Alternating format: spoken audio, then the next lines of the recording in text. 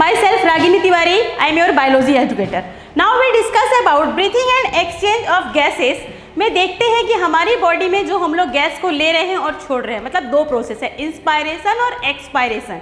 इस इंस्पायरेशन और एक्सपायरेशन के प्रोसेस में होता क्या है, आपको यहाँ डायग्राम से दिखाई दे रहा है कि जब ट्रैकिया से होता हुआ, ठीक है, लंग्स में क्या हुआ, एयर पहुंच रहा है, तो क्या हो रहा है, दो चीजें बताया मैंने, एक हो रहा है कॉन्ट्रैक्शन रिलैक्सेशन, कॉन्ट्रैक्शन रिलैक्सेशन। तो देखिए यहाँ पे आपका लंग्स कैसे काम कर रहा है, कॉन्ट्रैक्ट हो रहा है, रिलैक्स हो रहा है। यहाँ पे आपका जब ये डायफ्राम कॉन्ट्रैक्ट हो रहा है और ये क्या हो रहा है, स्टर्नम, सारे के सारे क्या हो गए, बाहर चले गए, तो वॉल्यूम ऑफ थोरैक्स क्या हुआ, इंक्रीज हो गया। मतलब यहाँ पे बहुत सारा एयर क्या हुआ, एंटर कर गया और स्पेस फिल हो गया। ये हुआ आपका इंस्पायरेशन। अब एयर को बाहर जाना है, भाई हम सांस लेते तो सांस छोड़ते भी तो हैं, तो कैसे जाएगा ये सांस, इसमें देखिए यहाँ पे ये जो आपका डायफ्राम कॉन्ट्रैक्ट हुआ था ये रिलैक्स हो गया। वॉल्यूम ऑफ थोरैक्स, जैसे ही ये रिलैक्स हुआ वॉल्यूम ऑफ थोरैक्स क्या हुआ, कम हो गया। कम हुआ तो प्रेशर पड़ा, ये कॉन्ट्रैक्ट था ये रिलैक्स हुआ, प्रेशर पड़ा, एयर क्या होगा, एक्सपेल फ्रॉम लंग्स। देखते हैं इसका प्रोसेस मैंने डिस्क्राइब किया हुआ है।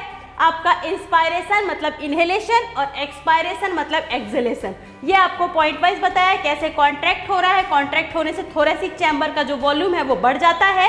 एक्सटर्नल इंटरकोस्टल मसल कॉन्ट्रैक्ट होते हैं, पुल्स रिप टूवर्ड, रिप्स क्या होते हैं, टूवर्ड, बाहर की ओर। रिजल्ट क्या हुआ, थोरैसिक कैविटी का वॉल्यूम बढ़ गया, रिजल्ट इंक्रीज पल्मोनरी वॉल्यूम।